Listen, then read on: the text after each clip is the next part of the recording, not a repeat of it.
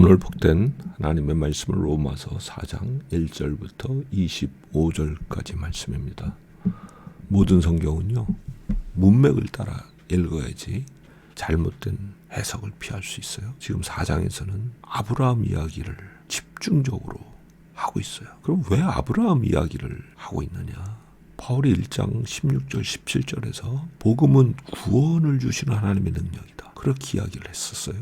그럼 왜 그러냐? 그 복음에는 구원의 절대적인 어떤 전제 조건, 동전의 앞뒷면 같은 하나님의 의, 그게 완전히 드러나 있다. 그렇기 때문에 능력이라는 거죠. 그런데 그 하나님의 의가 누구에게 주어지는 거냐? 믿음에서 믿음에 이르게 한다, 그렇게 이야기했어요. 사실 한국어 표현으로는, 사실 한글로는 이게 어법에 맞지 않아요. 왜냐하면 읽어도 무슨 소리인지 모르잖아요. 믿음에서 믿음에 이르게 한다? 뭐가 믿음에서 믿음에 이른다는 거예요? 주어가 없잖아요. 이해할 수 없는 내용이에요. 그런데 조금 더 자세히 생각해보면 하나님의 의, 그게 믿음을 가진 사람에게만 주어지는 거다. 시작도 믿음이고 끝도 믿음이다. 그런 의미를 바울이 전달하고 싶었던 것 같아요. 근데 그 믿음이 뭐냐? 그 얘기를 여기서 4장에서 하고 있는 거죠. 아브라함이라는 인물은요, 유대인들에겐 정말 절대적인 그런 사람이에요. 유대 민족의 조상이고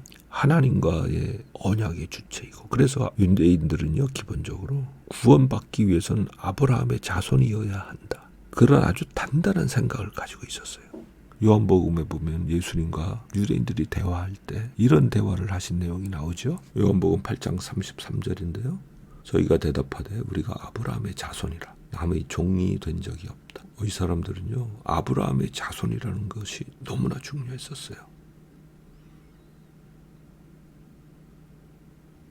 요한복음 8장 39절에 또 이렇게 이야기하죠. 우리 아버지는 아브라함이라 하니, 이건요, 나는 하나님의 구원받은 자녀다 라는 것과 동의어처럼 쓰인 거예요. 이 아브라함을 사례로 들면서 바울이 믿음 이야기를 하는 거예요. 바울의 논리는 아주 간단해요. 아브라함은 믿음으로 의롭다 하심을 받았다 라는 창세기 15장 6절을 인용을 하죠. 로마서 4장 9절에 보면 믿음이 아브라함에게 의로 여기심 바 되었다.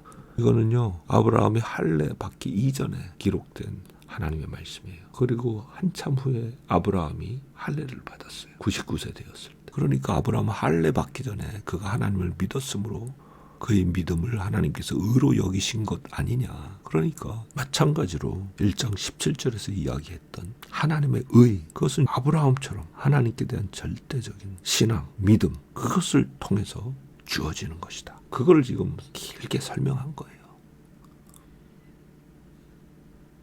근데 그 믿음의 내용이 무엇이냐? 아브라함은 하나님이 약속대로 자기 몸에 죽은 것 같음과 사라의 태의 죽은 것 같음을 알고도 믿음이 약해지지 않고 하나님의 약속을 믿고 요동치 않았다. 그리고 도리어 믿음이 강하여져서 하나님께 영광을 돌렸다. 4장 19절 20절에 그렇게 이야기하죠.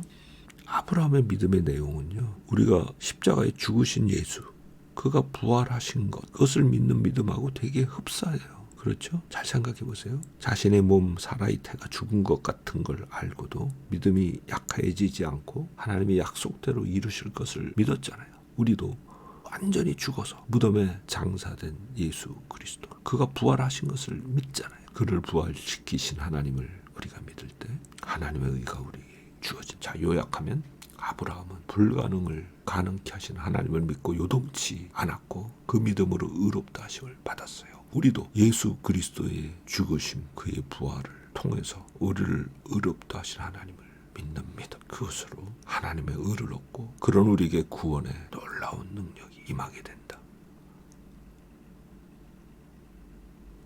이것이 오늘 4장 말씀의 요약이 되는 것이죠. 이런 놀라운 믿음을 우리에게 주신 주님께 감사하고, 오늘은 특별히 4장 25절 말씀을 암송하면서 불가능 가운데 놀라운 일을 성취하신 그 일을 바라보며 찬송하며 오늘도 승리하는 복된 날 되기를 바랍니다. 아멘.